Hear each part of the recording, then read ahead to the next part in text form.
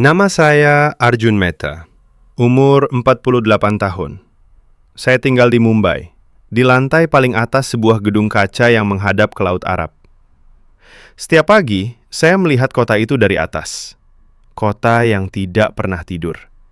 Kota yang menghargai kecepatan. Kota yang mengerti arti uang. Saya membangun kekayaan dari tanah. Bukan tanah pertanian, bukan tanah kosong. Tanah yang sudah matang, siap dibangun gedung pintar. Aplikasi saya memetakan setiap meter persegi di kota besar India. Algoritma saya memprediksi nilai tanah sebelum orang lain sadar. Orang menyebut saya raja properti teknologi. Saya menyebut diri saya orang yang tidak pernah salah hitung. La kompas emas itu selalu ada di saku jas saya. Pusaka dari kakek. Dia bilang, La kompas ini menunjukkan arah yang benar. Selalu menunjuk utara. Selalu menunjuk ke India. Ke tempat asal. Ke tempat yang berarti. Pagi itu telepon berdering. Nomor tak dikenal dari Jakarta. Suara pria tua. Pelan. Beraksen Sumatera. Pak Arjun, tanah 1 hektar di Aceh Utara. Harga sangat murah. Anda tertarik? Saya tertawa kecil. Indonesia. Negara yang terkenal jam karet. Negara yang kertas tanahnya sering hilang. Negara yang tanahnya murah karena tak ada yang mau. Saya hampir menutup telepon. Tapi dia mengirim foto. Tanah hijau, hutan kecil di pinggir sungai. Tidak ada bangunan. Tidak ada jalan aspal. Hanya 1 hektar. Harga setara dengan sebuah apartemen kecil di Bandra. Saya hitung cepat. ROI potensial 0. Risiko tinggi. Hukum tanah asing rumit. Saya hampir tolak. Tapi ada sesuatu di foto itu. Sebuah pohon besar di tengah. Daunnya lebat. Seperti menantang. Saya tiba-tiba ingin melihat sendiri. Bukan karena untung. Hanya ingin membuktikan bahwa tanah itu memang tak berharga. Saya pesan tiket malam itu juga. Bisnis kelas ke Medan, lalu mobil ke lokasi. Saya bawa lak compas emas. Saya bawa laptop. Saya bawa keyakinan bahwa Indonesia tidak akan mengubah pikiran saya. Pesawat mendarat di Medan saat matahari terbenam. Udara lembab menempel di kulit. Supir menunggu dengan papan nama Mr. Arjun. Dia tersenyum lebar. Selamat datang, Pak. Perjalanan masih 4 jam. Saya mengangguk dingin. Di mobil, saya buka spreadsheet. Hitung biaya, waktu, risiko. Semua angka merah. Tiba-tiba hujan deras. Petir menyambar. Jalan licin. Sopir menghela napas. Ban banjir di depan, Pak. Kita harus menginap di desa dulu. Saya memandangnya tajam. Berapa lama? Dia mengangkat bahu. Mungkin sampai pagi, atau lebih. Saya ingin marah, tapi jalan sudah tertutup air. Tidak ada pilihan. Saya diam saja. Mobil berhenti di sebuah rumah panggung sederhana. Lampu minyak menyala redup. Seorang wanita paruh baya menyambut. Masuk, Pak. Kamar sudah disiapkan. Saya masuk. Lantai kayu berderit. Dinding bambu. Tidak ada AC. Hanya kipas angin tua. Saya duduk di kursi rotan. Membuka laptop. Sinyal hilang. Saya menghela napas panjang. Di luar hujan masih deras. Anak-anak desa berlari di bawah air. Tertawa. Seolah hujan adalah hadiah. Saya peganglah kompas emas. Jarumu masih menunjuk utara. Tegas. Tidak goyah.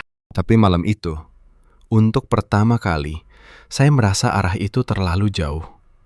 Saya tidak tahu. Malam itu adalah awal dari segalanya yang akan runtuh. Pagi datang dengan kabut tipis. Saya bangun di atas tikar tipis. Tubuh pegal. Udara masih basah setelah hujan semalam. Saya lihat jam. Sudah pukul 7. Seharusnya sudah sampai tanah itu sejak subuh. Saya keluar rumah panggung. Anak-anak desa sedang bermain di halaman. Mereka lihat saya. Tiba-tiba diam. Lalu salah satu anak laki-laki, mungkin 10 tahun, mendekat. Dia memegang pisang kecil. "Pak, makan dulu," katanya dalam bahasa Indonesia sederhana. Saya menggeleng. "Tidak, terima kasih. Saya tidak suka makanan asing di pagi hari." Sopir muncul dari belakang rumah. Wajahnya segar. "Ban sudah surut, Pak. Kita bisa berangkat sekarang." Saya mengangguk cepat. Saya ingin selesai secepat mungkin. Lihat tanah. Foto. Hitung kerugian. Pulang. Mobil melaju pelan di jalan tanah berlumpur. Pemandangan berubah. Sawah hijau membentang.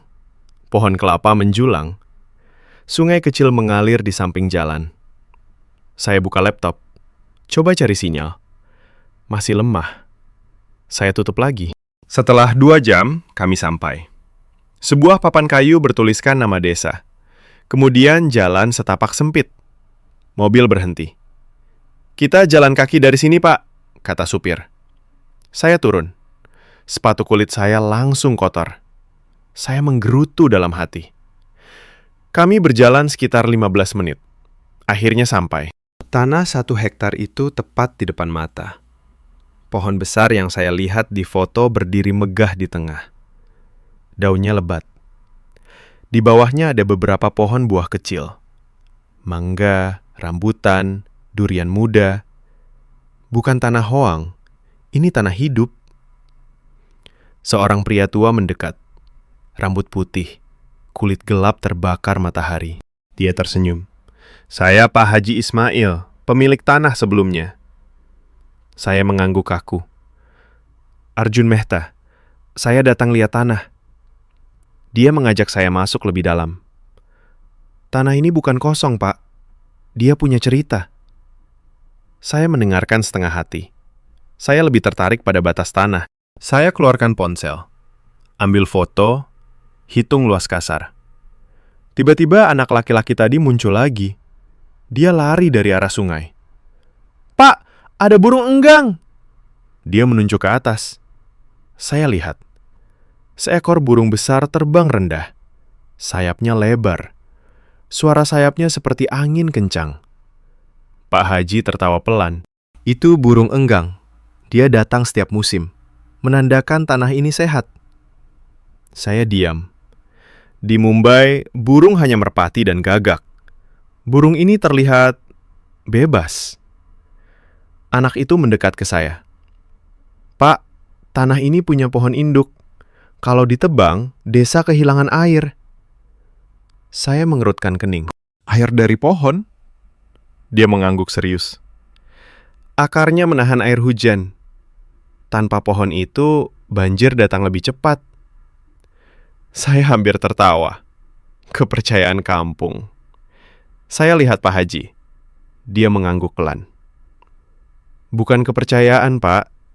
Itu pengalaman 30 tahun. Saya diam. Saya tidak percaya. Tapi saya tidak bisa membantah juga. Saya berjalan ke tepi tanah. Ada parit kecil. Air mengalir jernih. Di sisi lain, tanah tetangga sudah gundul. Pohon ditebang. Tanah retak. Saya bandingkan. Tanah saya masih hijau. Masih lembab. Saya peganglah kompas emas.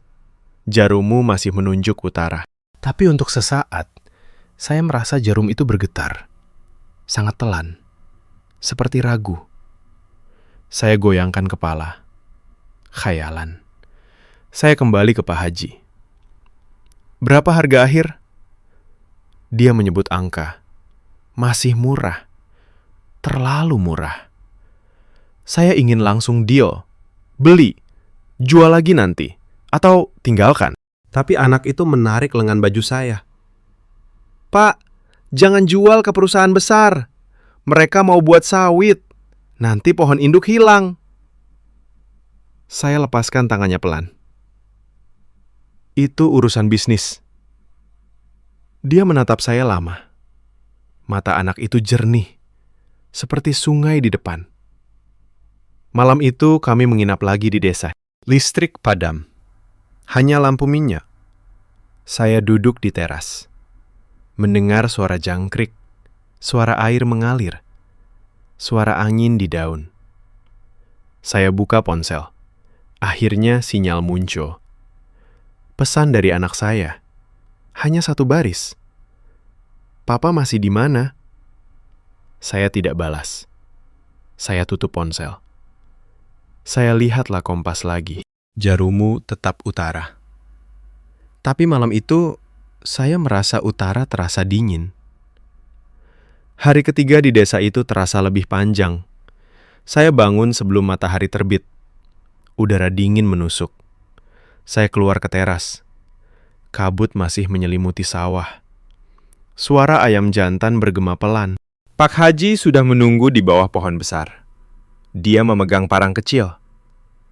Bersihkan rumput liar dulu, Pak Arjun, supaya Anda tahu tanah ini seperti apa. Saya mau menolak, tapi mata dia tenang, seperti menantang tanpa kata. Saya ambil parang dari tangannya. Berat. Saya potong rumput tinggi di pinggir tanah. Keringat mengalir cepat. Baju linin mahal saya basah. Saya tidak biasa bekerja seperti ini. Di Mumbai, orang lain yang membersihkan. Setelah 1 jam, saya berhenti. Napas terengah. Saya lihat hasilnya. Tanah terbuka lebih luas. Akar pohon induk terlihat jelas. Tebal. Menjalar ke segala arah. Seperti jaring pengaman di bawah tanah. Pak Haji mendekat. Lihat ini. Dia tunjuk lubang kecil di dekat akar. Air jernih mengalir keluar pelan. Mata air alami. Pohon ini menjaga agar air tidak hilang. Saya jongkok, sentuh airnya. Dingin, segar. Tidak seperti air keran di apartemen saya. Anak laki-laki kemarin muncul lagi. Namanya Raffi. Dia bawa ember kecil. Pak, saya ambil air untuk minum. Dia celupkan ember. Air mengalir deras tiba-tiba. Seperti pohon memberi izin. Saya tanya tanpa sadar. Kalau pohon ini ditebang? Raffi menatap saya tajam. Mata air kering. Sawah tetangga banjir. Desa susah air. Saya diam. Angka di kepala saya berputar. Nilai tanah naik kalau ada mata air. Tapi juga turun kalau pohon hilang. Sore itu langit mendung lagi. Angin kencang. Daun pohon bergoyang keras. Pak Haji mengajak saya ke rumahnya. Sebuah rumah panggung sederhana. Di dalam ada foto keluarga. Istri, anak, cucu. Semua tersenyum di depan pohon yang sama. Dia cerita pelan. Dulu perusahaan sawit datang. Mau beli tanah ini dan sekitarnya. Harga tinggi. Banyak yang jual. Tapi kami tolak. Kami pilih pohon daripada uang cepat. Saya dengar setengah hati. Di dunia saya, uang selalu menang. Tapi dia lanjut. Kami tanam padi organik, jual ke kota besar. Harga lebih mahal. Kami juga buat kelompok tani, pakai aplikasi sederhana untuk catat panen. Saya angkat alis. Aplikasi?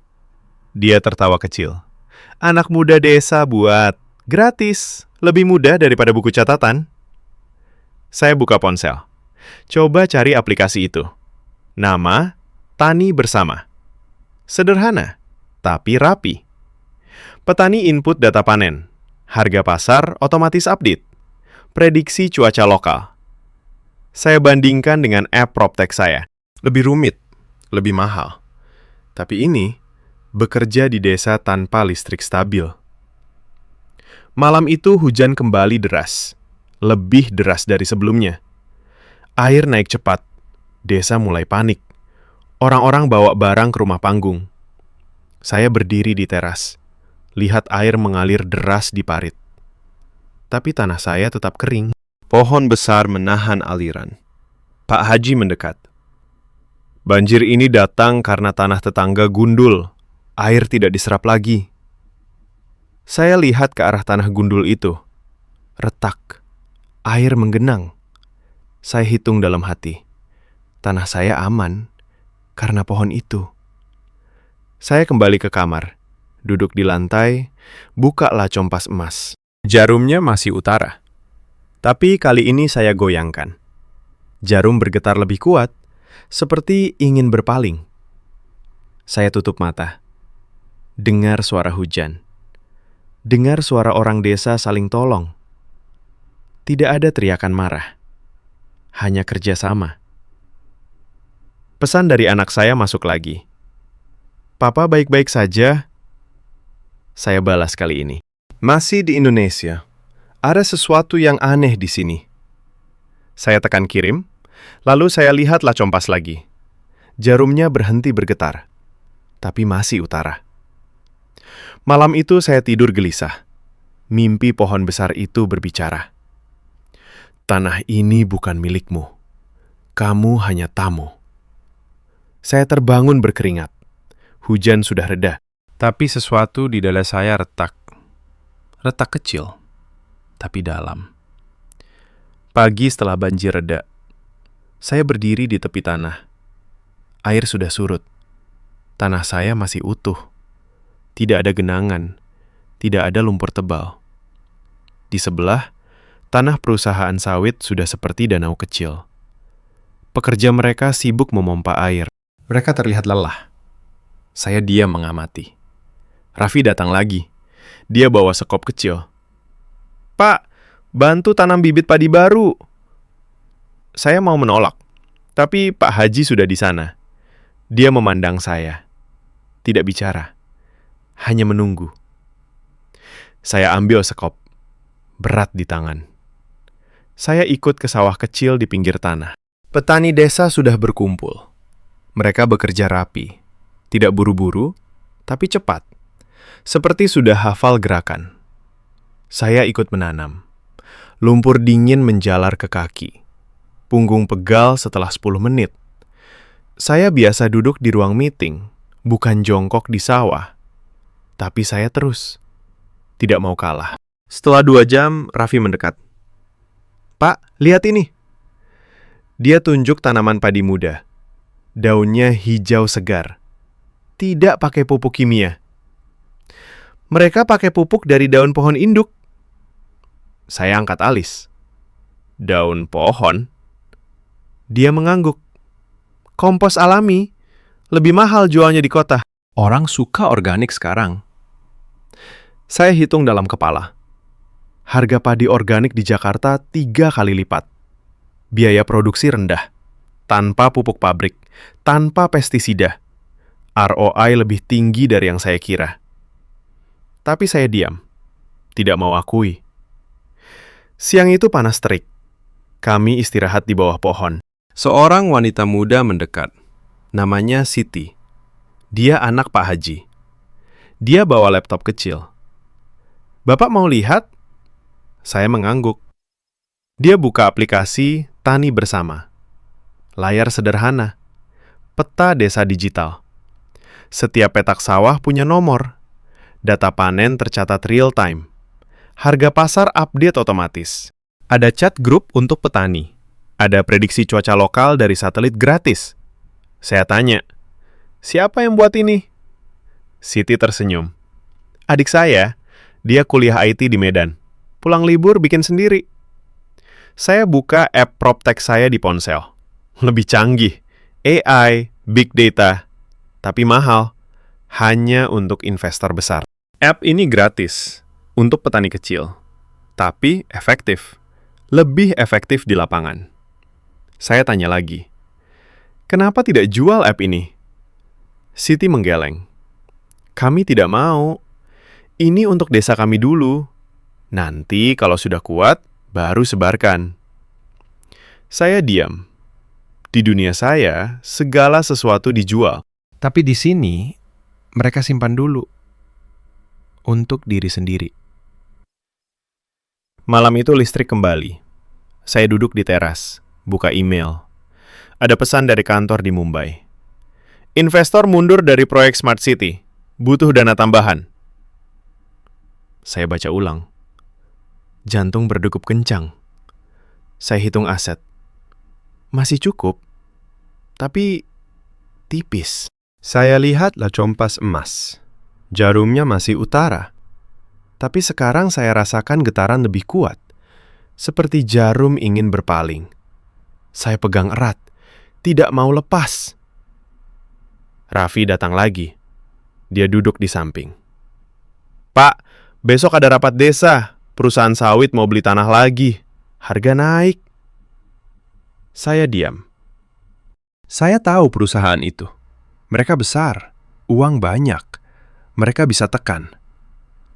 Saya tanya pelan. Kalau kalian tolak? Raffi menatap pohon induk. Kami lawan. Sudah pernah. Kami menang dulu. Saya tidak percaya. Petani kecil lawan perusahaan raksasa. Tapi matanya yakin.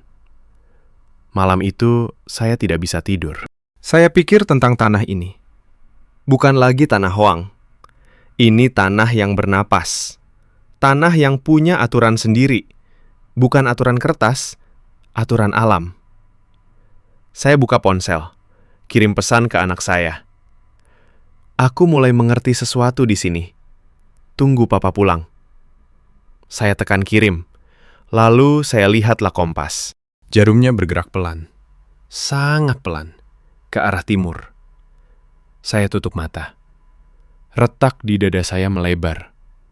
Tidak sakit, tapi terasa dalam. Sang Homsau desa terasa berbeda. Udara lebih segar setelah banjir surut. Saya berjalan ke tanah itu sendirian. Tidak ada Raffi, tidak ada Pak Haji. Hanya saya dan pohon induk yang berdiri diam.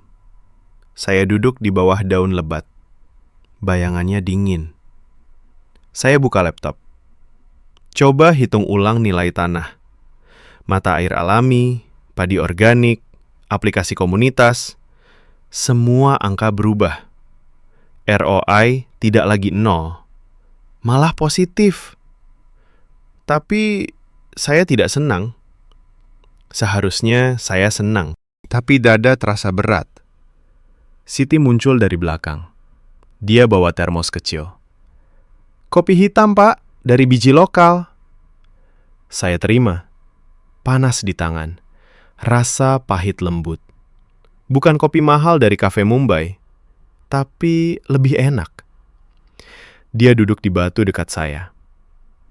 Bapak masih mau jual tanah ini? Saya diam lama. Aku belum putuskan. Dia mengangguk pelan. Perusahaan sawit datang sore ini. Mereka bawa surat penawaran baru. Harga 2 kali lipat dari kemarin. Saya angkat kepala. 2 kali? Dia tersenyum tipis. Mereka tahu tanah ini aman banjir. Mereka mau rebut. Saya hitung cepat di kepala. Uang itu cukup tutup lubang proyek di Mumbai. Cukup bayar utang kecil. Cukup buat anak saya lihat saya masih kuat. Tapi saya lihat pohon di atas. Daun bergoyang pelan. Seperti bernapas. Saya tanya, kalau kalian jual? Siti menatap tanah. Kami kehilangan mata air. Sawah kering. Anak cucu tidak punya warisan lagi. Saya diam. Warisan. Kata itu menusuk. Siang itu rapat desa di balai kecil. Semua warga hadir. Perwakilan perusahaan datang. Pria berjas rapi, bawa map tebal. Dia bicara lancar. Harga adil. Kami janji bantu infrastruktur. Jalan, listrik, sekolah baru. Beberapa warga mengangguk. Yang lain diam. Pak Haji berdiri. Kami sudah tolak dulu. Kami tolak lagi sekarang. Pria berjas tersenyum dingin. Pikirkan anak cucu. Uang ini masa depan mereka. Saya duduk di belakang. Dengar semua. Hati saya terbelah. Bagian logika bilang jual. Bagian lain bilang tunggu. Raffi tiba-tiba berdiri. Pak Arjun punya tanah sekarang. Dia yang putuskan. Semua mata ke saya. Saya merasa panas. Saya berdiri pelan. Saya belum tahu. Malam itu saya tidak tidur. Saya keluar rumah panggung. Duduk di tepi sungai. Air mengalir tenang. Bulan purnama terpantul. Saya peganglah compas emas. Jarumnya bergerak lagi. Lebih jelas. Ke timur. Ke arah Indonesia. Ke arah tanah ini. Saya buka ponsel. Ada pesan masuk dari anak saya. "Papa, aku baca berita banjir di Sumatera. Papa aman?" Saya balas. "Aman." "Papa lagi belajar sesuatu." Saya tekan kirim. Lalu saya ketik lagi. "Aku mungkin tidak pulang secepat itu." Saya ragu. Lalu hapus. Tidak kirim. Tiba-tiba suara langkah. Pak Haji muncul dari kegelapan. Dia duduk di samping saya. Tidak bicara lama, hanya bilang pelan. "Tanah ini bukan milik siapa-siapa, Pak. Dia milik yang menjaganya."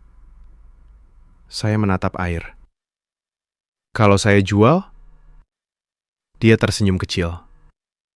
"Maka tanah akan cari pemilik baru. Tapi Anda sudah dengar suaranya." Saya diam. Saya peganglah compas erat. Jarumnya sekarang stabil, menunjuk timur. Tidak lagi utara. Malam itu retak di dada saya melebar lagi. Bukan karena sakit, karena sesuatu masuk. Sesuatu yang selama ini saya tolak. Sesuatu bernama hormat. Saya lihat bulan, lihat sungai, lihat pohon di kejauhan. Semua terasa hidup. Lebih hidup dari gedung kaca di Mumbai. Saya bisik sendiri. Mungkin aku salah selama ini. Tidak ada yang dengar, tapi angin seolah menjawab. Pelan, hangat. Sore itu perusahaan sawit kembali. Kali ini lebih banyak orang. Mobil hitam mengkilap parkir di pinggir desa. Pria berjas tadi turun duluan. Di belakangnya ada 2 orang lagi. Salah satunya membawa koper hitam, seperti siap tanda tangan kapan saja. Rapat digelar di balai desa lagi. Lebih ramai. Beberapa warga dari desa tetangga datang. Mereka ingin lihat. Mungkin ingin ikut jual kalau harganya bagus. Pria berjas berdiri di depan. Dia buka map. "Kami naikkan lagi. 3 kali lipat dari harga awal." Angka itu besar. Saya hitung cepat. Cukup untuk selamatkan proyek di Mumbai. Cukup untuk buat anak saya bangga lagi. Cukup untuk lupakan semuanya. Dia lihat ke arah saya. "Pak Arjun, tanah ini milik Bapak sekarang. Keputusan ada di tangan Bapak." Semua mata tertuju. Saya rasakan keringat dingin di punggung. Saya berdiri pelan. "Saya perlu waktu." Pria itu tersenyum tipis. "Kami beri waktu sampai besok pagi. Setelah itu, tawaran turun." Dia tutup map. Mereka pergi. Suasana balai hening. Pak Haji mendekat. Dia tidak marah. Hanya bilang pelan. "Apa yang Bapak rasakan sekarang?" Saya tidak jawab. Saya keluar balai. Jalan ke tanah itu sendirian. Di bawah pohon induk, saya duduk. Angin sore bertiup lembut. Daun bergoyang seperti bisik. Saya peganglah compas emas. Jarumnya sudah tetap di timur. Tidak goyah lagi. Saya buka ponsel. Ada panggilan tak terjawab dari anak saya. Saya tekan panggil balik. Dia angkat cepat. "Papa, akhirnya." Suara dia terdengar khawatir. "Papa di mana? Kenapa lama sekali?" Saya diam sebentar. "Aku di Sumatera. Ada tanah kecil. Aku lagi pikir mau jual atau tidak." Dia diam. Lalu tanya pelan. "Tanah itu penting buat Papa?" Saya tertawa kecil. "Dulu aku pikir tidak. Sekarang aku tidak tahu." Dia bicara lagi. "Papa selalu bilang tanah itu investasi. Tapi kalau Papa ragu, mungkin itu bukan investasi lagi." Kata-katanya seperti pisau. Tajam. Benar. Saya tutup telepon. Saya lihat pohon di atas. Akarnya menjalar kemana-mana, seperti jaring yang menjaga tanah ini. Saya tiba-tiba ingat kata Pak Haji. Tanah ini bukan milik siapa-siapa. Dia milik yang menjaganya. Malam itu hujan kembali. Lebih deras, lebih ganas. Air naik cepat. Desa panik lagi. Orang-orang lari ke rumah panggung. Saya berdiri di teras. Lihat air mengalir deras. Tapi tanah saya tetap aman. Pohon itu menahan semuanya. Tiba-tiba terdengar suara keras dari arah tanah tetangga. Pohon besar di sana roboh. Tanah gundul tidak kuat lagi. Air menyapu habis. Pekerja perusahaan sawit berteriak. Mereka kehilangan alat berat. Mobil mereka terjebak lumpur. Saya lari ke balai desa. Warga sudah berkumpul. Mereka saling tolong. Bawa makanan, bawa selimut. Tidak ada yang panik berlebihan. Hanya kerja. Saya ikut angkat barang. Untuk pertama kali, saya merasa berguna. Pak Haji mendekat. Dia basah kuyup. Bapak lihat sendiri. Tanah yang dijaga, selamat. Tanah yang ditinggalkan, hancur. Saya mengangguk pelan. Saya tidak bisa bantah lagi. Pagi harinya air surut. Tanah saya masih hijau. Mata air masih mengalir. Di sebelah, tanah perusahaan jadi lautan lumpur. Mobil mereka tenggelam separuh. Pria berjas datang lagi. Wajahnya pucat. Dia lihat kehancuran itu. Lalu lihat ke saya. Tawaran masih berlaku sampai siang ini. Saya menatapnya. Saya tolak. Dia terkejut. Kenapa? Uangnya besar. Saya peganglah kompas emas. Karena tanah ini bukan untuk dijual. Ini untuk dijaga. Dia pergi tanpa kata lagi. Warga desa diam. Lalu Raffi berlari mendekat. Dia peluk saya. Terima kasih, Pak. Saya diam. Pelukan anak itu hangat. Saya lihat pohon induk. Daunnya bergoyang pelan. Seperti mengucapkan terima kasih. Malam itu saya duduk di bawah pohon. Saya buka ponsel. Kirim pesan ke anak saya. Aku tidak jual tanah ini. Aku mau tinggal lebih lama. Papa mulai mengerti apa arti rumah. Saya tekan kirim. Lalu saya lihatlah kompas. Jarumnya menunjuk timur. Tegas. Penuh keyakinan. Retak di dada saya tidak lagi sakit. Dia sudah terbuka lebar. Dan cahaya masuk. Pagi setelah penolakan saya, desa terasa lebih ringan. Udara bersih. Burung enggang terbang rendah lagi. Seperti merayakan. Saya berjalan ke tanah itu. Pohon induk masih berdiri teguh. Daunnya basah embun pagi. Saya sentuh batangnya. Kasar. Hangat. Seperti tangan orang tua. Raffi datang berlari. Wajahnya cerah. Pak, mata air mengalir lebih deras hari ini. Saya ikut ke sumber air. Benar, air lebih banyak. Jernih. Mengalir seperti urat nadi tanah. Saya jongkok. Minum langsung dari telapak tangan. Rasa segar menjalar ke dada. Saya ingat air mineral impor di Mumbai. Mahal. Tapi tidak ada rasa seperti ini. Pak Haji muncul dari belakang. Dia membawa parang. Bapak mau coba tebang pohon kecil di pinggir? Saya mengangguk. Kali ini tanpa ragu. Kami bekerja bersama. Saya tebang. Dia ajar cara potong agar tidak rusak akar induk. Gerakan pelan. Tepat. Setelah selesai, kami duduk di bawah pohon. Dia cerita. Dulu saya seperti bapak. Pikir tanah hanya untuk dijual.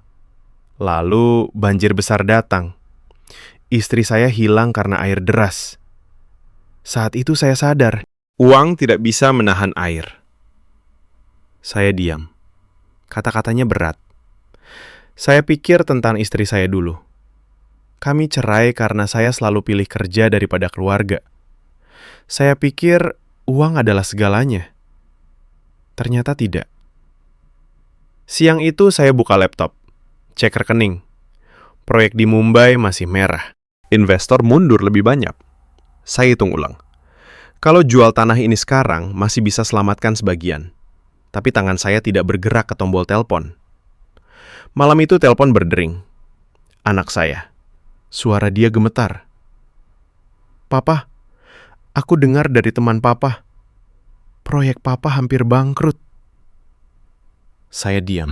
Lalu jawab pelan. "Iya, tapi papa tidak jual tanah ini." Dia terdiam lama, lalu bilang, "Kenapa papa tidak pulang? Aku kangen." Kata itu seperti petir. Saya tutup mata. Air mata jatuh tanpa sadar. Saya tidak ingat kapan terakhir menangis. Mama pergi karena papa selalu pergi. "Aku tidak mau papa pergi lagi." Suara dia pecah. Saya pegang telepon erat. "Aku tidak pergi lagi. Papa janji." Dia diam. Lalu bisik, "Papa berubah ya." Saya tertawa kecil.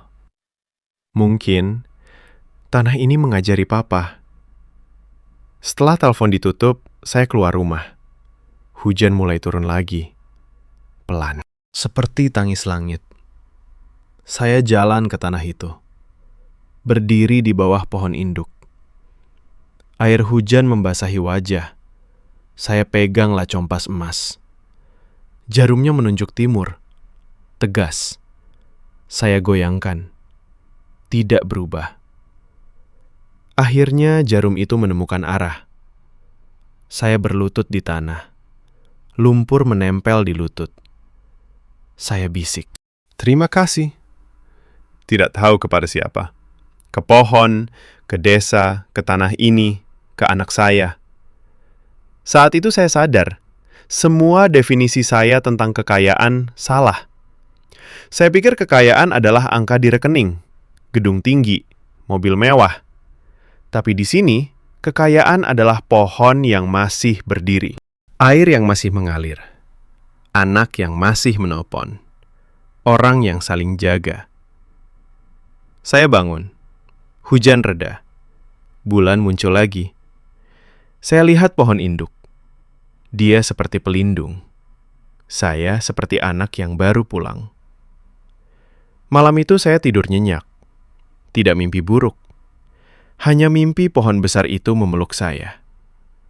Hangat. Aman. Pagi harinya saya bangun dengan keputusan. Saya tidak akan jual tanah ini. Saya akan tinggal. Bantu desa. Bantu aplikasi mereka berkembang. Bantu anak saya datang kemari. Bantu diri saya sendiri pulih. Saya keluar ke teras. Raffi sudah menunggu. Dia tersenyum lebar. "Pak, hari ini kita tanam lagi?" Saya mengangguk. "Iya, kita tanam bersama." Saya pegang lacompas emas. Jarumnya tetap timur. Akhirnya saya mengerti. Arah yang benar bukan selalu utara. Kadang timur. Kadang tempat yang membuat hati tenang. Retak di dada saya sudah sembuh. Bukan karena ditutup, karena dibuka lebar dan cahaya masuk penuh. Hari-hari berikutnya berlalu seperti air sungai. Tenang, mengalir, tidak terburu-buru. Saya bangun setiap pagi sebelum fajar. Minum kopi hitam di teras rumah panggung. Dengar suara ayam, dengar suara angin di daun pohon induk. Saya tidak lagi buka spreadsheet dulu. Saya duduk diam. Hanya mendengar. Raffi datang setiap hari. Dia ajak saya ke sawah. Kami tanam padi baru. Kami bersihkan parit. Kami perbaiki jembatan kayu kecil yang rusak banjir. Tangan saya kasar sekarang. Kulit retak-retak. Tapi saya tidak keberatan. Rasa sakit itu terasa. Jujur. Siti ajak saya ke ruang kecil di belakang rumahnya. Di sana ada komputer tua. Dia buka aplikasi Tani Bersama. Bapak mau bantu perbaiki? Saya lihat kode sederhana. Ada bug kecil di bagian prediksi cuaca. Saya duduk, mulai ketik. Jari saya ingat lagi. Ingat cara berpikir algoritma. Tapi kali ini bukan untuk untung besar. Untuk desa kecil ini. Setelah 3 hari, aplikasi berjalan lebih lancar. Petani bisa lihat prediksi banjir lebih akurat. Mereka bisa tanam lebih tepat waktu. Siti tersenyum lebar. Terima kasih, Pak Arjun. Saya menggeleng pelan. Bukan terima kasih. Ini bayar hutang saya pada tanah ini. Malam itu saya duduk di bawah pohon induk sendirian. Bulan purnama lagi. Cahayanya jatuh ke daun, seperti perak cair. Saya pegang lah compas emas. Jarumnya tetap timur. Sudah tidak goyah lagi. Saya tersenyum kecil. Akhirnya lah compas ini mengerti. Saya ingat Mumbai. Gedung kaca. Meeting tanpa akhir. Orang-orang yang tersenyum palsu. Semua terasa jauh sekarang. Seperti mimpi orang lain. Saya buka ponsel. Ada email dari kantor. Proyek resmi ditutup. Investor cabut total. Saya baca tanpa rasa panik. Hanya diam. Lalu saya balas singkat. Terima kasih atas kerjasamanya. Saya mundur dari bisnis ini. Saya tekan kirim. Tidak ada penyesalan. Telepon berdering. Anak saya. Papa, aku dengar dari sekretaris Papa. Papa benar-benar berhenti. Suara dia campur antara khawatir dan lega. Iya, jawab saya pelan. Papa tidak mau kehilangan lagi. Dia diam lama. Lalu bilang, aku mau datang ke sana. Aku mau lihat apa yang membuat Papa berubah. Saya tertawa kecil. Air mata jatuh lagi. Tunggu Papa jemput di Bandara Medan. Dia menjawab cepat. Aku siap kapan saja. Malam itu saya tidak tidur. Saya duduk di bawah pohon. Dengar suara jangkrik. Dengar suara air mengalir. Semua terasa sempurna. Tidak ada yang kurang. Saya lihatlah compas emas. Saya buka tutupnya. Di dalam ada ukiran kecil. Tulisan kakek saya. Arah yang benar adalah arah hati. Saya baru sadar sekarang. Selama ini jarum itu tidak salah. Saya yang salah membaca. Saya tutup mata. Rasakan angin malam. Rasakan tanah di bawah kaki. Rasakan napas pohon induk. Semua satu. Saya satu dengan mereka. Epifani datang pelan, bukan seperti petir. Seperti matahari terbit. Perlahan. Hangat. Saya mengerti. Kekayaan bukan memiliki tanah. Kekayaan adalah menjadi bagian dari tanah itu. Menjadi bagian dari orang-orang yang menjaganya. Menjadi bagian dari anak yang masih menelpon. Saya bangun. Jalan ke rumah panggung. Di teras saya lihat bintang. Banyak sekali. Lebih banyak dari langit Mumbai yang penuh polusi. Saya bisik sendiri. Aku pulang. Bukan pulang ke India. Pulang ke sini. Ke tempat yang membuat saya utuh lagi. Hari menjelang akhir minggu saya di desa itu. Langit cerah. Angin sepoi membawa aroma tanah basah. Saya berdiri di tepi sawah, melihat petani membungkuk menanam. Gerakan mereka seperti tarian lambat, harmonis. Saya ikut membungkuk, tidak lagi merasa aneh. Raffi berlari mendekat. Dia bawa selembar kertas. Pak, ini undangan. Saya ambil. Tulisan tangan rapi. Acara syukuran desa. Malam ini di bawah pohon induk. Saya tersenyum. Karena apa? Raffi menjawab cepat. Karena tanah selamat. Karena Bapak memilih tinggal. Saya diam. Tidak tahu harus bilang apa. Saya hanya mengangguk, lalu kembali bekerja. Tangan saya sekarang tahu cara memegang bibit tanpa merusak akar. Saya belajar dari Raffi. Dari Siti, dari Pak Haji, dari tanah itu sendiri. Siang itu saya ke Medan, mobil sopir lama.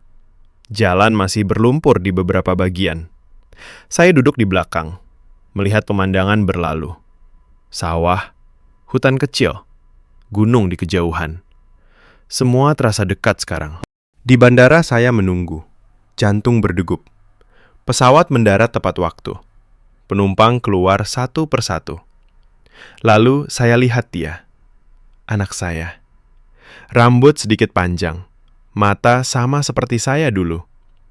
Dia lihat saya, berhenti, lalu berlari kecil, memeluk saya erat. "Papa!" Suara dia serak. Saya peluk balik. Tidak bicara, hanya peluk. Lama. Orang-orang lewat, tidak peduli. Kami seperti tidak ada di dunia lain. Di mobil pulang ke desa, dia lihat keluar jendela. "Cantik sekali di sini, Pa." Saya mengangguk. Iya, lebih dari yang Papa bayangkan dulu. Dia menoleh. "Papa benar-benar berubah." Saya tersenyum tipis. Bukan Papa yang berubah. Papa yang akhirnya melihat. Malam tiba. Desa berkumpul di bawah pohon induk. Lampu minyak digantung di dahan. Api unggun kecil menyala. Makanan disusun di daun pisang. Nasi liwet, ikan bakar, sayur daun singkong. Semua sederhana, tapi hangat. Pak Haji berdiri. Dia angkat gelas bambu berisi air kelapa. "Hari ini kita syukur. Tanah selamat. Air masih mengalir. Dan kita punya teman baru." Semua mata ke saya. Saya berdiri pelan. Anak saya di samping. Dia pegang tangan saya. Saya bicara pelan. Saya datang dengan pikiran penuh angka. Pikir tanah hanya untuk dibeli dan dijual. Saya pikir Indonesia lambat, kacau, tidak berharga. Tapi tanah ini mengajari saya bahwa nilai sejati bukan di kertas, bukan di rekening. Nilai ada di akar yang menahan air, di tangan yang saling tolong. Di anak yang masih mau datang, meski Papa pernah jauh. Suara saya bergetar. Saya lihat ke pohon induk. Terima kasih. Terima kasih karena tidak menyerah pada saya. Desa diam. Lalu tepuk tangan pelan. Hangat. Bukan tepuk tangan kota besar. Tepuk tangan yang tulus. Malam berlanjut dengan musik gamelan kecil. Anak saya duduk di samping Raffi. Mereka bicara, tertawa. Saya lihat dari kejauhan. Hati penuh. Saya peganglah compas emas. Jarumnya menunjuk timur. Saya buka tutupnya. Lihat ukiran kakek. Arah yang benar adalah arah hati. Saya tutup lagi. Masukkan ke saku. Tidak perlu lagi melihat jarum. Saya sudah tahu arah. Saat api unggun mulai redup, saya berdiri. Jalan ke pohon induk. Sentuh batangnya lagi. Bisik pelan. Aku akan jaga kamu. Seperti kamu jaga aku. Angin malam bertiup. Daun bergoyang. Seperti jawaban. Saya tersenyum. Pulang ke lingkaran orang-orang. Anak saya melambai. Saya duduk di sampingnya. Pegang tangannya. Tidak bicara lagi. Hanya ada. Pagi setelah acara syukuran. Desa terasa lebih hidup. Anak saya masih tidur di kamar kecil rumah panggung. Saya bangun lebih awal. Minum kopi hitam di teras. Melihat kabut tipis menyelimuti sawah. Suara ayam jantan bergema jauh. Saya peganglah compas emas. Jarumnya tetap menunjuk timur. Saya tidak lagi goyangkan. Tidak perlu. Arah sudah jelas. Pak Haji datang pelan. Dia bawa 2 gelas bambu berisi air kelapa segar. Kami duduk diam sebentar. Lalu dia bicara. "Bapak akan tinggal di sini selamanya?" Saya tersenyum kecil. "Bukan selamanya, tapi cukup lama untuk belajar lebih banyak." Dia mengangguk. Tanah ini sabar. Dia tunggu orang yang mau dengar. Saya lihat ke pohon induk di kejauhan. Daunnya bergoyang pelan. Seperti bernapas bersama pagi. Saya tanya, apa yang harus saya lakukan sekarang? Pak Haji menatap mata saya. Bantu anak muda desa. Bantu aplikasi mereka tumbuh. Bantu sawah tetap organik. Bantu kami jaga pohon ini. Saya mengangguk. Itu yang akan saya mulai hari ini. Siang itu, saya duduk bersama Siti dan adiknya. Kami buka laptop. Saya ajar cara tambah fitur baru. Prediksi harga pasar lebih akurat. Koneksi ke pembeli organik di kota besar. Mereka catat setiap kata saya. Mata mereka berbinar. Saya tidak lagi merasa seperti guru. Saya merasa seperti saudara. Raffi datang membawa bibit pohon baru. Kita tanam di pinggir tanah, Pak. Saya ikut. Kami gali lubang kecil. Masukkan bibit. Tutup tanah. Sirami air dari mata air. Anak saya ikut membantu. Dia jongkok di samping saya. Tangan kami kotor lumpur. Kami saling pandang. Tertawa kecil. Tidak perlu kata. Malam itu kami duduk di bawah pohon induk lagi. Api unggun kecil menyala. Anak saya bersandar di bahu saya. Papa, aku suka di sini. Saya peluk bahunya. Aku juga. Dia tanya pelan. Kita akan pulang ke Mumbai kapan? Saya diam sebentar. Lalu kita pulang. Tapi kita akan kembali lagi. Ini rumah kedua kita sekarang. Saya lihat ke langit. Bintang-bintang terang. Tidak ada lampu kota yang ganggu. Saya rasakan napas dalam. Dada yang dulu retak, sekarang penuh. Penuh dengan sesuatu yang tidak bisa dibeli. Sesuatu yang tumbuh pelan, seperti akar pohon. Beberapa minggu kemudian, saya berdiri di Bandara Medan. Anak saya di samping. Koper kecil di tangan. Kami akan pulang ke Mumbai sebentar. Selesaikan urusan lama, jual apartemen, tutup rekening bisnis. Lalu kembali. Sebelum naik pesawat, saya peganglah compas emas. Jarumnya masih timur. Saya tersenyum. Tidak perlu lagi bawa pulang. Saya taruh di tangan Pak Haji kemarin. Simpan ini. Kalau saya lupa arah, ingatkan saya. Dia mengangguk. Tanah ini akan ingatkan Bapak. Pesawat lepas landas. Saya lihat ke bawah. Pulau Sumatera mengecil. Hutan hijau. Sungai berkelok. Saya tutup mata. Rasakan getar pesawat. Rasakan getar hati. Saya sudah tidak sama lagi. Saya tidak lagi orang yang hitung ROI setiap langkah. Saya orang yang belajar menjaga. Belajar mendengar. Belajar menjadi bagian. Di Mumbai nanti, saya akan cerita pada teman-teman lama. Mereka mungkin tidak mengerti. Tidak apa. Saya tidak perlu mereka mengerti. Saya sudah mengerti sendiri.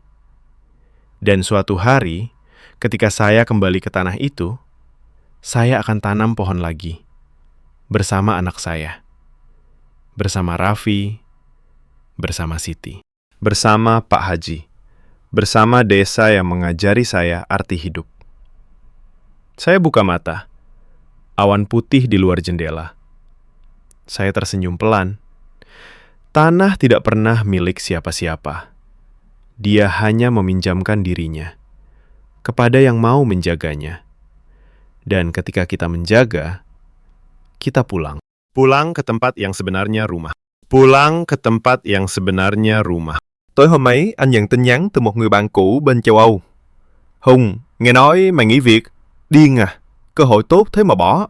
Về đây đi, ta giới thiệu chỗ mới, lương cao hơn cũ. Hùng đọc tin, tay dừng lại trên điện thoại. Lòng lại dao động. Anh nhìn ra cửa sổ. Trăng sáng vằng vặc chiếu xuống mộ phần cha. Anh đứng dậy, bước ra vườn. Anh quỳ xuống mộ, thì thầm. Cha ơi, con đang cố. Nhưng con sợ mình sai. Con sợ không làm được. Cha chỉ cho con biết phải làm sao. Gió thổi qua, lá xoài xào xạc, không có câu trả lời, nhưng Hùng cảm thấy nhẹ hơn. Anh đứng dậy, quay vào nhà, tiếp tục khắc gỗ. Anh biết, quyết định đã đưa ra, giờ chỉ còn cách đi tiếp, dù có khó khăn, dù có tiếc nuối. Vì lần này, anh không muốn bỏ lỡ cha thêm lần nữa, dù cha chỉ còn là ký ức. Buổi chiều cuối tuần, nắng vàng hoe trải dài trên con đường đất đỏ dẫn vào xóm.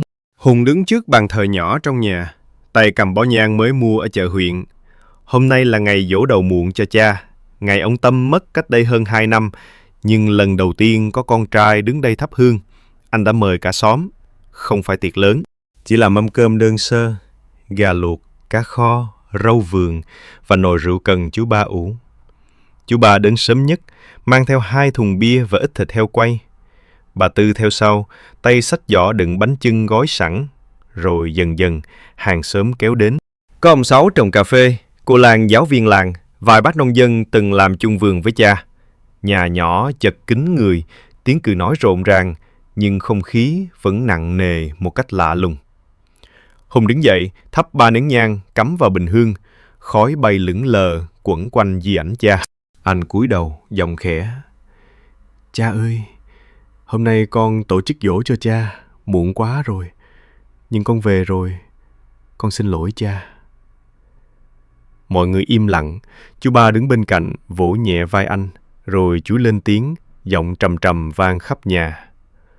Mọi người nghe đây, hôm nay giỗ anh Tâm. Tao là em trai, tao kể vài chuyện về anh tao, để thằng Hùng nó nghe, để cả xóm nghe. Chú Ba kể chậm rãi, kể về những ngày cha bán đồ nghề mộc để mua lại đất cho con, kể về những lần cha từ chối tiền con gửi về, bảo để dành cho nó. Kể về đêm cha ngã quỵ trong vườn cà phê, vẫn dặn chú Ba, đừng báo thằng Hùng, để nó yên tâm làm ăn. Kể về lần cha đứng ngoài vườn ông Sáu nhìn cây cà phê cũ mà không dám bước vào. Mọi người lắng nghe, có người cúi đầu, có người lau mắt. Ông Sáu ngồi ở góc nhà, tay siết chặt ly rượu, giọng khàn. Anh Tâm tốt lắm. Tao mua đất của anh ấy, nhưng tao giữ nguyên cây cà phê ông ấy trồng. Giờ thằng Hùng về, tao cho hái thoải mái, đừng nghĩ tao kêu. Hùng đứng đó, tay run run. Anh không ngờ chú Ba kể hết. Không ngờ mọi người biết nhiều đến vậy. Lòng anh dâng lên một cơn sóng, xấu hổ, dây dứt, rồi đột nhiên là sự giải tỏa. Anh bước ra giữa nhà, cúi đầu trước mọi người. Con xin lỗi mọi người. Năm xưa con kiêu ngạo, con ép cha bán đất. Con nghĩ mình đúng. Con đi xa, nghĩ rằng thành công sẽ bù đắp hết. Nhưng con sai, con để cha một mình, con để mộ cha hoang. Con xin lỗi cả xóm, vì đã để cha phải chịu những lời dị nghị. Con xin lỗi cha. Giọng anh lạc đi, không khóc to, chỉ là những giọt nước mắt lặng lẽ rơi xuống sàn nhà gỗ cũ. Mọi người im lặng. Rồi bà Tư đứng dậy, bước tới, ôm vai anh. Thôi con, cha mày tha thứ từ lâu rồi. Giờ con về, ông ấy mừng, đừng tự trách nữa, sống tốt là được. Không khí dần ấm lại, mọi người bắt đầu ăn uống, tiếng chén đũa len keng, tiếng cười nhỏ. Nhưng Hùng vẫn đứng đó, nhìn di ảnh cha. Anh cảm thấy như cha đang nhìn mình, nụ cười hiền hậu không đổi. Tối muộn, khi mọi người về hết, chỉ còn chú Ba ngồi lại với anh. Hai người ngồi dưới hiên, nhìn trời sao lấp lánh trên dãy núi. Chú Ba rót rượu, giọng nhỏ. Mày làm tốt rồi, dỗ này cha mày chắc vui. Nhưng mày biết không, công ty cũ gọi lại cho tao, hỏi mày có đổi ý không? Họ vẫn giữ vị trí cho mày. Hùng nhìn chú, rồi nhìn ra vườn. Mộ phần cha nằm yên dưới gốc xoài. Anh lắc đầu. Con không đi nữa chú, con ở lại. Dù khó khăn, dù ít tiền, con vẫn ở. Chú Ba gật đầu, không nói gì thêm. Hai người ngồi im lặng. Gió đêm thổi qua, mang theo mùi cà phê chín từ xa. Sáng hôm sau, Hùng dậy sớm. Anh mở xưởng mộc, bắt đầu nhận đơn hàng đầu tiên, một cái bàn thờ nhỏ cho nhà cô Lan. Tay anh cầm đục, khắc từng nét. Mồ hôi rơi, nhưng lòng anh vững vàng hơn. Nhưng microtension vẫn còn. Khi anh đang bào gỗ, điện thoại rung. Tin nhắn từ bạn cũ bên châu Âu. Hùng, mày chắc chứ? Bên này có dự án mới, lương gấp đôi. Về đi, đừng phí hoài tuổi trẻ. Hùng nhìn tin nhắn, tay dừng lại trên máy bào, lòng lại dao động nhẹ. Nhưng chỉ một giây, anh xóa tin nhắn, tiếp tục bào gỗ. Anh biết mình đã chọn ở lại, chọn đối diện với nỗi dây dứt, chọn sống chậm lại để tìm lại chính mình. Và cha, dù ở đâu, chắc cũng đang mỉm cười. Sáng sớm, sương mù còn đọng trên lá cà phê, Hùng đã dậy từ lúc gà chưa gáy. Anh mở cửa xưởng mộc, ánh nắng đầu ngày chiếu xuyên qua khe ván, soi lên những khúc gỗ lim xếp gọn gàng. Cái bàn thờ nhỏ cho cô Lan đã hoàn thành từ tối qua, mặt bàn phẳng lì, viền khắc lá cà phê đơn giản nhưng tinh tế. Anh lau sạch bụi lần cuối, rồi bọc cẩn thận bằng vải mềm, chuẩn bị mang sang. Trên đường đi, anh ghé qua mộ cha. Nấm mộ giờ đã có bia đá nhỏ, chú ba nhờ thợ khắc hộ. Nguyễn Văn Tâm, cha của Hùng. Không hoa, không vòng, chỉ có bình hương đất nung và vài quả cà phê chín anh đặt mỗi sáng. Hùng quỳ xuống, thì thầm. Cha ơi, hôm nay con giao bàn thờ đầu tiên. Con làm theo cách cha dạy. Con hy vọng cha thấy được. Anh đứng dậy, phủi đất trên đầu gối, tay cầm gói bàn thờ, bước tiếp. Nhà cô Lan nằm giữa xóm, sân rộng trồng mấy cây bưởi. Cô Lan đang quét sân, thấy anh thì cười tươi. Đúng hẹn ghê, vào nhà đi, để cô xem. Hùng đặt gói xuống, mở ra. Cô Lan vuốt ve mặt bàn, mắt sáng lên. Đẹp quá Hùng, giống hệt kiểu cha mày làm hồi xưa. Cảm ơn mày nhiều, cô trả tiền đây. Cô Lan lấy phong bì dày, nhét vào tay anh. Hùng lắc đầu. Cô giữ lại đi, con làm tặng cô. Coi như cảm ơn cô đã kể chuyện cha cho con nghe. Cô Lan nhìn anh hồi lâu, rồi gật đầu. Mày thay đổi rồi đấy. Hồi xưa mày kiêu lắm, giờ thì bình dị hơn. Cha mày chắc tự hào. Hùng cười nhẹ, nhưng lòng nặng.